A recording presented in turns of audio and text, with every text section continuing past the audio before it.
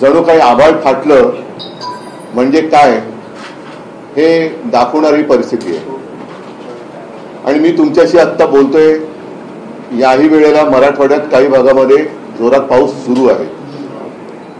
या पावसाने हातातोंडाशी आलेला शेतकऱ्याचा घास, आता हा केवळ शेतकऱ्याचा घास नाही तर आपल्या सगळ्यांचा घास हा अतिवृष्टीने हिरावून घेतलेला आहे। अनेकांच्या जमिनी खरडून गेलेल्या आहेत, पिकं तर उद्ध्वस्त झालीच, घरदारं वाहून गेलेली आहेत। जे मुलं बाळ आहेत त्यांची दप्तरं, वह्या, पुस्तकं, एका अर्थी तसं पाहिलं तर अख्खं आयुष्य त्यांचं वाहून गेलेलं आहे। आणि या संकटात भरीस भर म्हणून त्यांच्या डोक्यावरती कर्जाचं ओझं आहे। आपल्याला आठवत असेल, आता साधारणतः 1 वर्ष होत आलं किंवा होईल, महाराष्ट्राच्या विधानसभा निवडणुका होत होत्या। तेव्हाही शेतकऱ्यांमध्ये एक असंतोष होता। तो असंतोष एवढ्यासाठी होता की त्यांच्या हातामध्ये पीक होतं, सोयाबीन वगैरे पीक होतं, कापूस होता, पण आत्ताचं सरकार तेव्हा होतं आणि हमी भाव देत नव्हते, हमी भाव खूप कमी देत होते, म्हणून शेतकऱ्यांमध्ये रोष होता। दुर्दैवाने आता असं झालेलं आहे की होत्याचं नव्हतं झालं, पीक जे हाताशी आलं होतं ते पूर्ण उद्ध्वस्त झालेलं आहे। म्हणजे आम्ही गेलो तो दुसरा तिसरा दिवस असेल, त्याच वेळेला ती पिकं जी काही उद्ध्वस्त झाली होती ती सडली होती, त्याचा वास येत होता। शेतामध्ये शेत जमीन जी आहे त्याच्यामध्ये ढोपरभर चिखल आणि त्याच्यावरती पाणी होतं। शेतकरी धाय मोकलून रडत होते। आणि एकूण सगळे चित्र पाहिल्यानंतर साहजिकच आहे, शेतकऱ्यांनी मी गेल्यानंतर आपुलकीने माझ्याशी बोलले, हक्काने माझ्याशी बोलले, आणि तुम्ही जशी आमची कर्जमाफी केली तशी आता कर्जमाफी या सरकारला करायला भाग पडा, हे ते आवर्जून आणि असे आक्रोश करून सांगत होते। आता हीच खरी वेळ आहे की या शेतकऱ्याला या कर्जाच्या डोंगरातून आणि या संकटातून बाहेर काढायला पाहिजे। जी काही मदत जाहीर केली या सरकारने ती खूपच तुटपुंजी आहे। याचं कारण, एखाद्या वेळेला शेती उद्ध्वस्त झाली तर त्याला एक नुकसान भरपाई दिली तर तो एक सीझन तो कसा तरी शेतकरी तग धरू शकतो। मात्र यावेळेला शेत जमीनच खरडून गेलेली आहे। आजूबाजूनी वाहणाऱ्या नद्यांचं पाणी हे त्या शेतामध्ये घुसलं आणि अख्खं म्हणजे जमीन खरडून ज्याला गेली म्हणतात, तो शब्द तिथे गेल्यानंतर कळतं नेमकं काय आहे। वरचं पीक तर गेलं, जमिनीवरची ती माती गेली आणि अक्षरशः तिथले दगड आणि गोटे मुरुम हे सगळं वर आलेलं आहे। ही जमीन सावरायची झाली, परत जर का पीक घेण्यायोग्य करायची झाली तर किमान 3 ते 5 वर्ष लागतील असं शेतकऱ्यांनी मला सांगितलं। आता ही जर का वस्तुस्थिती आहे तर शेतकऱ्याला आता जी काही या सरकारने मदत जाहीर केलेली आहे, ही मदत जर का पाहिली तर जेमतेम हेक्टरी अंदाज किती होते, 7-8 हजार अशी काहीतरी होत असेल किंवा हे होत असेल। पण आता ती जमीन साफ करायला साधारणतः 6-7 हजार रुपये एकराला खर्च येणार। 5 लाख खर्च आता साफसूफ करायला साफसूफ करायला म्हणतोय। त्याच्यानंतर मग त्याची माती टाकायची आणि ती कसण्यायोग्य करायची, याला खूप मेहनत लागणार, पैसे लागणार, आणि त्याच्यानंतर तो शेतकरी पुन्हा एकदा पीक काढायला लागेल।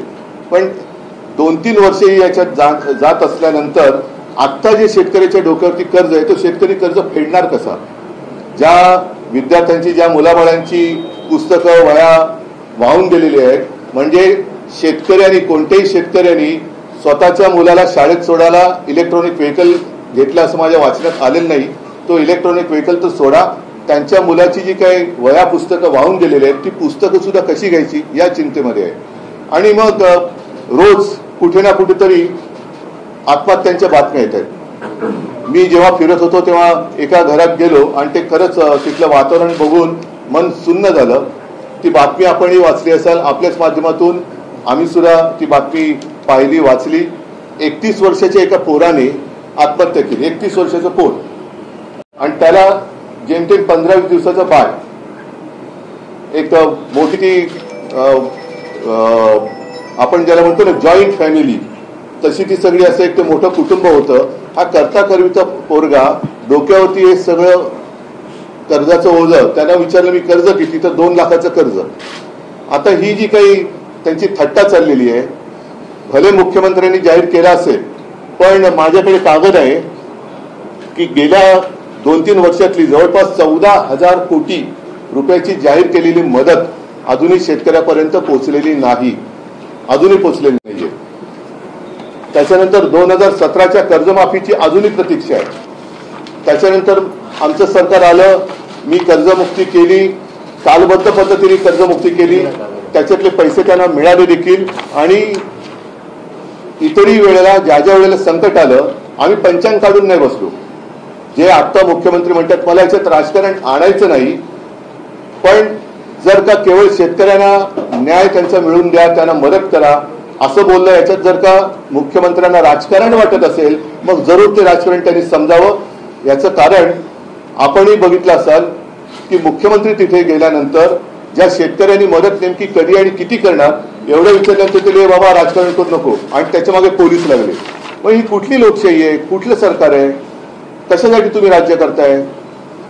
ही विविध नैसर्गिक आपत्तीमध्ये झालेल्या नुकसानी करता मंजूर करण्यात आलेल्या निधीची यादी आहे, आणि ती साधारणतः अवेळी पाऊस पासून ढगाळ वातावरण, सततचा पाऊस, सतत धार ज्याला म्हणतो, अतिवृष्टीमध्ये आहे, चक्रीवादळ आहे,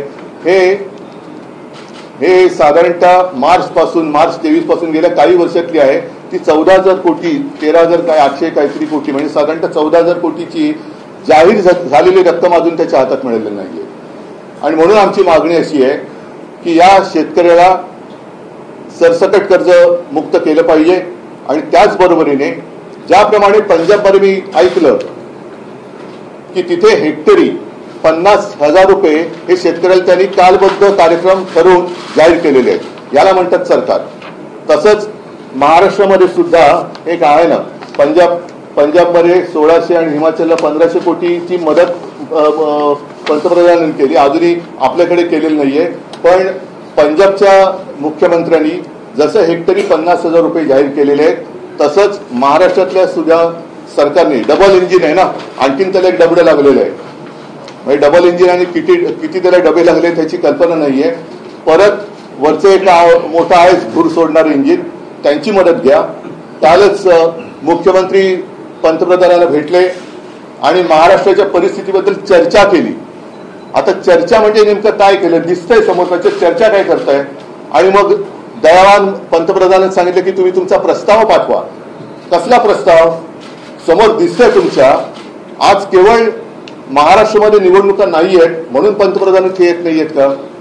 बिहारमध्ये निवडणुका आहेत म्हणून पंतप्रधानांनी बिहारमध्ये आत्ताच निवडणुकीच्या पार्श्वभूमीवर तिथल्या महिलांची मतं मिळवण्यासाठी 10,000 रुपये त्यांच्या खात्यात केंद्राकडनं टाकलेले आहेत. 75 लाख महिला. 75 लाख महिला. म्हणजे तुमची मतचोरी पकडली गेल्यानंतर तुम्ही काय बिहार खरेदी करायला निघालात? बिहार तुम्हाला काय खरेदी विक्रीची गोष्ट वाटली? आणि अजूनही आमच्या लक्षात आहे की 5-7 वर्षापूर्वी बिहारच्याच निवडणुकांमध्ये ह्याच पंतप्रधानांनी जवळपास 1.25 लाख कोटीची मदत तिकडे जाहीर केली होती. ती मदत मिळाली की नाही मिळाली मला कल्पना नाही. बिहारला मदत केल्यामुळे किंवा मदत करत असल्यामुळे आमच्यात पोटदुखी नाहीये.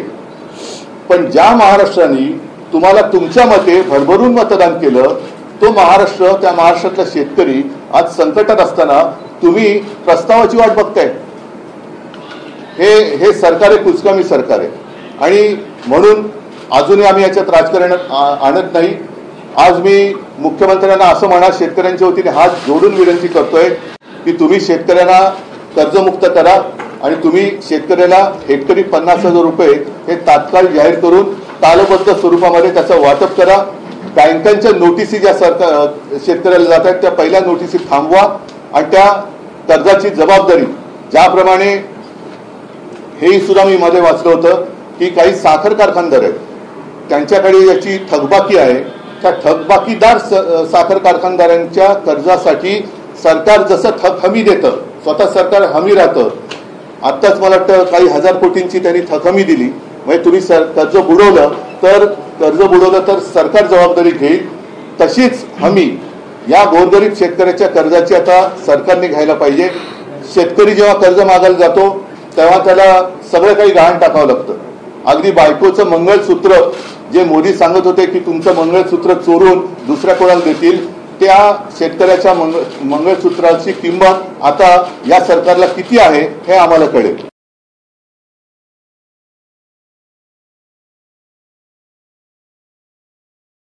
आणि प्रशासन यांचा दुरान्वयाने संबंध नाही.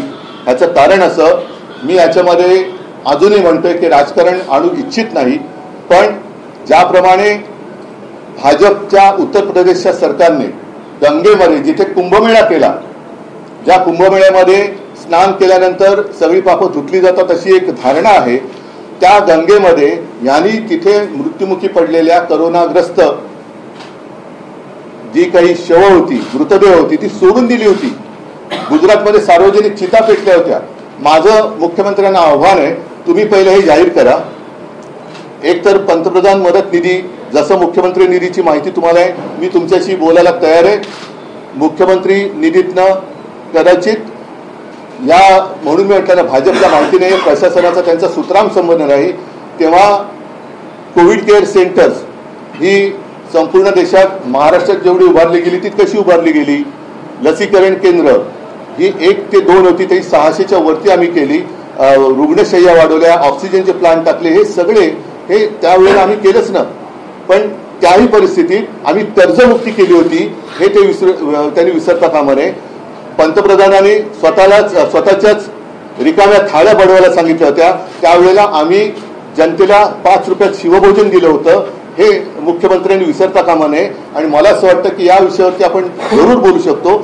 मात्र आत्ता ताबडतोब पंतप्रधान मदत निधी जो आहे त्याच्याबद्दल कोणालाच माहिती नाही. त्याच्यात लाखो करोड रुपये तुम्ही पैसा कुठून आणायचा हा प्रश्न विचारता तुम्ही, म्हणजे ते म्हणून मी त्याला उत्तर दिलं की प्राईम मिनिस्टर केअर फंड, काय PM केअर जो काय फंड आहे त्यातून हजारो कोटी, आता पंतप्रधान येत आहेत परवा, त्यांनी किमान महाराष्ट्राला 50,000 कोटी रुपये जाहीर केले, तर महाराष्ट्रावरचं, कारण केवळ मराठवाडा नाही, महाराष्ट्रावरचं संकट बऱ्यापैकी दूर होऊ शकतं.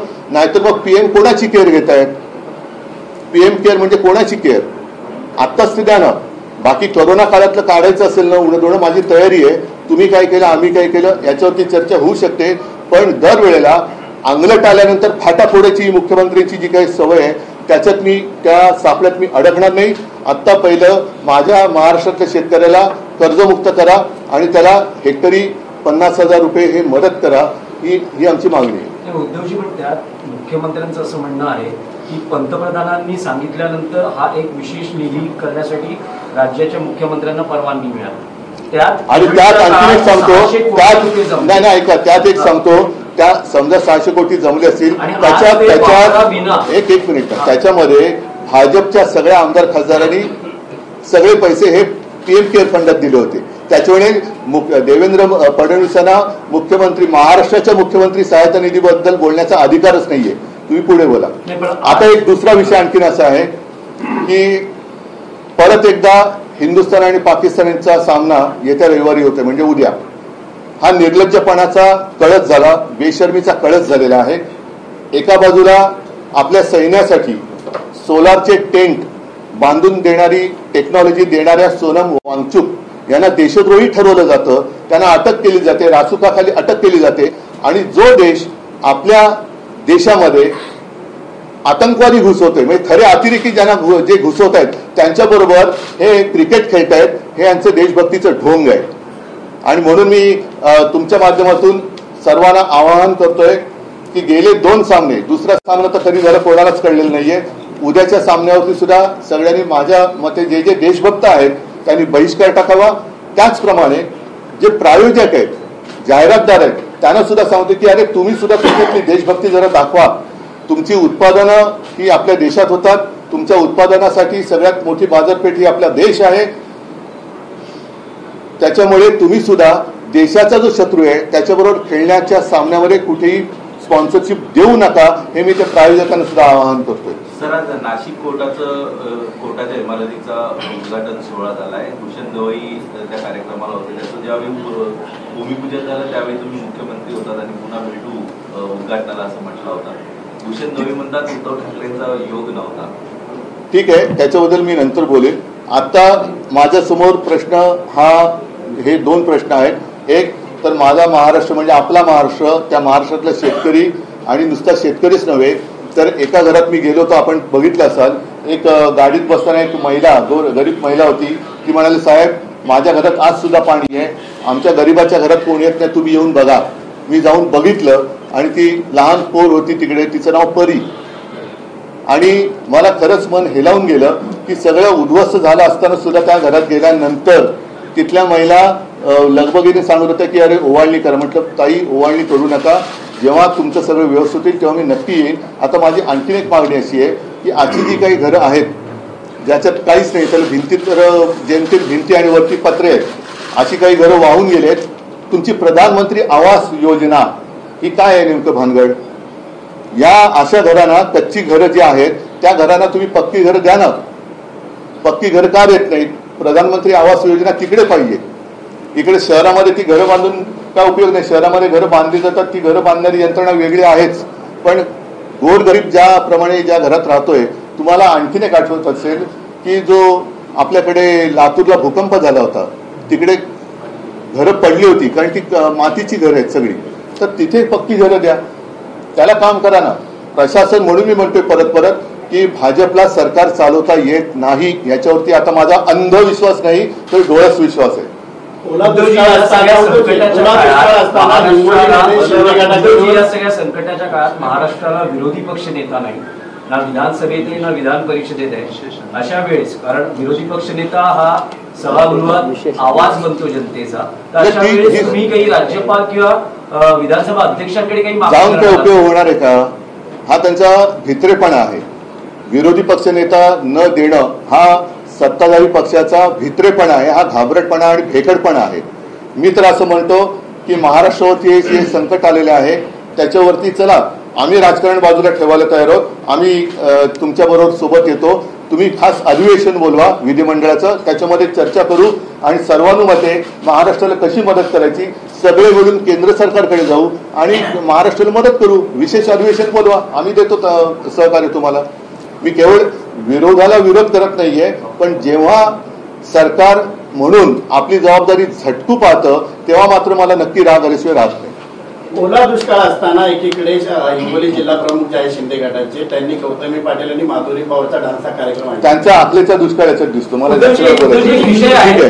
शिवसेनेच्या दसरा मेळाव्याबाबतीत काय, कारण राज्यात पावसाचं आणि मुंबईतही पाऊस होतोय, शिवतीर्थावरती हा दसरा मेळावा होईल आणि मला वाटतं सकाळी संजय राऊत बोललेले आहेत की जर शेतकरी आणि सगळे त्यांच्या आयुष्याचा चिखल झालाय तर आम्ही महाराष्ट्राचे प्रश्न उचलण्यासाठी 1-2 तास चिखलामध्ये जर का आलो तर फरक काय पडतोय? कारण शेवटी जे तुम्ही आता म्हणालात की विरोधी पक्षनेता हे पद अजूनही हे भेदरट सरकार आहे, घाबरट सरकार आहे. पाशवी बहुमत असलं तरी यांच्यामध्ये टोळ्यांचं सरकार आहे, ते घाबरते विरोधी पक्षनेतेपद द्यायला. आणि त्याच्यासाठी जनतेचा आवाज बुलंद करण्यासाठी मी शिवाजी पार्कलाच दसरा मेळावा घेण्याचं ठरवलेलं आहे.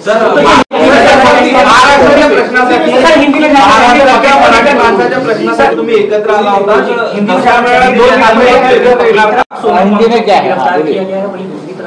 देश में इतनी समस्याएं हैं, क्रिकेट को लेकर नहीं पहले शुरुआत करें। किसानों के मुद्दे पर आते हैं सर, महाराष्ट्र के किसानों को लेकर इतनी परेशानियां हैं और जिस तरह से राज्य सरकार अभी भी यहाँ पर पहुँच नहीं रही है।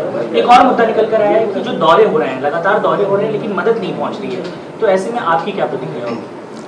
मैं कल परसों ही वहाँ जाकर आया हूँ, मेरे साथ सारे मेरे साथी थे, वहाँ के भी लोकल हमारे सांसद, विधायक, हमारे जिला प्रमुख, अन्य सारे कार्यकर्ता भी थे। और मेरे हाथ में तो कुछ नहीं है, आज तो मेरे हाथ में सत्ता नहीं है, लेकिन जितने काश्तकार मुझे मिले रो रहे थे क्योंकि उनका जीवन ध्वस्त हो गया है। सिर्फ खेती का नुकसान नहीं हुआ है, उनका पूरा घर दार कुछ नहीं रहा बाकी। तो ऐसी स्थिति में अगर हम कुछ मांग करें, मांग करने की आवश्यकता नहीं होनी चाहिए, सरकार ने अपने आप कुछ चीजें करनी चाहिए। जिस तरीके से हमारे माननीय मुख्यमंत्री महोदय गए, उप मुख्यमंत्री वो भी गए, उन्होंने क्या किया कौन सी भाषा में उन्होंने बात की, आप सारे लोगों ने देखा है। और सब स्थिति देखने के बाद हमने दो मांग की है। एक तो जिस तरीके से जब मैं चीफ मिनिस्टर था मैंने पूरे काश्तकारों का कर्जा माफ किया था, तो आज स्थिति उससे भी बुरी है, खराब हुई है। और हम चाहते हैं, हम मांग करते हैं कि तत्काल महाराष्ट्र के जितने सारे काश्तकार हैं उनका कर्जा माफ करना चाहिए, माफ होना चाहिए। साथ ही साथ कौन सी भाषा में उन्होंने बात की, आप सारे लोगों ने देखा है। और सब स्थिति देखने के बाद हमने दो मांग की है। एक तो जिस तरीके से जब मैं चीफ मिनिस्टर था मैंने पूरे काश्तकारों का कर्जा माफ किया था, तो आज स्थिति उससे भी बुरी है, खराब हुई है। और हम चाहते हैं, हम मांग करते हैं कि तत्काल महाराष्ट्र के जितने सारे काश्तकार हैं उनका कर्जा माफ करना चाहिए, माफ होना चाहिए। साथ ही साथ खेती का जो नुकसान हुआ है, जो उन्होंने मदद जाहिर की है वो बहुत ही कम है। और इसलिए पर हेक्टर जिस तरीके से पंजाब ने किया है 50,000 रुपया पर हेक्टर तुरंत दे दे, ये दो हमारी मांग है। सर, मुख्यमंत्री का कल बयान आया, उन्होंने कहा कि कोरोना के समय पीएम केयर फंड का इस्तेमाल नहीं हुआ और इसीलिए अब राज्य सरकार उसका उपयोग नहीं कर पा रही है। मुझे दया आती है मुख्यमंत्री जी की स्थिति पर, और मेरा तो अब विश्वास है कि भारतीय जनता पार्टी और प्रशासन का कुछ भी संबंध नहीं है। इन लोगों को सरकार चलानी नहीं आती है, ना ही केंद्र की सरकार वो चला सकते हैं, ना ही राज्य की सरकार। कोरोना के समय में जिस तरीके से उत्तर प्रदेश में जहां पर कुंभ मेला हुआ था, और माना जाता है कि माता गंगा हमारी पवित्र नदी है जिसमें अगर स्नान करते हैं तो पवित्र हो जाते हैं, ऐसे हमारी मान्यता है। उसी गंगा में उन्होंने जितने सारे मृत्यु हुए थे कोरोना के समय में, उनकी सारी लाशें वहां ऐसी छोड़ दी थी। क्या ये प्रशासन है? गुजरात में जिस तरीके से सार्वजनिक मतलब पूरे मैदान में चिता जल रही थी, वो चित्र आपने महाराष्ट्र में नहीं देखा। और महाराष्ट्र में जितने महाराष्ट्र में काम हुआ था, कोविड केयर सेंटर्स, फिर जो टीका, इन्होंने टीका महोत्सव भी किया था। टीका महोत्सव करो, ये महोत्सव करो, कोरोना महोत्सव करो। थाली हमने बजाने के लिए नहीं दी थी, हमने शिव भोजन, पूरा भोजन 5 रुपए में गरीब लोगों के लिए उपलब्ध करके दिया था। दवाइयों की हमने सब पूरी दवा थी, फिर वैक्सीन, कोविड केयर सेंटर, जितना काम कोविड के समय में महाराष्ट्र की सरकार ने किया था, मुझे नहीं पता कि अन्य राज्यों में, खास करके जितना भारतीय जनता पार्टी की सरकार जहां भी है वहां काम हुआ था। खैर, मैं अब उस विषय में नहीं जाना चाहता। पहले पीएम केयर फंड जो है उससे पैसा ले लो और मेरे काश्तकारों को दे दो। सर, क्रिकेट का आप पूछ रहे थे। पाकिस्तान का कल मैच हो रहा है, फाइनल है। वांगचुक को गिरफ्तार किया गया है। मैं पहला क्रिकेट का होने दो। क्रिकेट उदाहरण देते हुए क्रिकेट का जो बात, क्रिकेट पर जिस तरीके से हम बात कर रहे हैं, बहुत ही दुर्भाग्य की बात है। हमें ऐसे लगा था जब मोदी जी प्राइम मिनिस्टर नहीं बने थे तो वो रजत शर्मा की एक क्या इंटरव्यू में उन्होंने कहा था कि उनको, पाकिस्तान को उन्हीं की भाषा में जवाब देना चाहिए। पाकिस्तान आके मार के जाता है और हम अमेरिका के पास जाते हैं, देखो उन्होंने मारा जैसे को वैसा। और एक लगा था कि अरे कुछ तो है, लेकिन अब जिस तरीके से व्यवहार हो रहा है, मतलब सोनम वांगचुक जिन्होंने अपने जितनी फौज है वहां, तो आपने देखा होगा कि जो एनवायरमेंट ठंड होती है तो बहुत ही कड़ी ठंड होती है और वहां रहना मुश्किल होता है। ना बिजली का पता है, ना पानी की कोई कुछ व्यवस्था है। और ऐसी स्थिति में उन्होंने एक टेक्नोलॉजी डेवलप की है, सोलर टेंट। मतलब जो वांगचुक अपने फौज के लिए इतना काम कर रहे हैं, उनको अपने देशद्रोही ठहराया और उनको रासुका के अंदर अरेस्ट किया। और जो देश, पाकिस्तान हमारे देश में आतंकवाद फैला रहा है, उनके साथ आप क्रिकेट खेल रहे हैं, ये कौन सी देशभक्ति आपकी? और मैं आपके माध्यम से सारे देशभक्तों को आह्वान, मतलब विनती कर रहा हूं, पिछले 2 मैच में जैसे आपने बहिष्कार किया था वैसे कल के मैच का बहिष्कार करें। और खास करके जितने सारे स्पॉन्सर्स है उनको भी कहता हूं कि अरे कुछ तो अपने देश के लोग हैं उनकी कदर करो। आपका पूरा व्यवहार अपने देश में होता है, आपका जो माल है, आप जितने सारे प्रोडक्ट्स है, मार्केट अपने देश में है। और देश के लिए आप कल की जो मैच होने जा रही है उसका समर्थन ना करें और उसके लिए स्पॉन्सरशिप ना दे। ये मेरी उनसे जी देश की राजनीति से जुड़ा हुआ है। ठीक है, धन्यवाद। जय हिंद, जय महाराष्ट्र।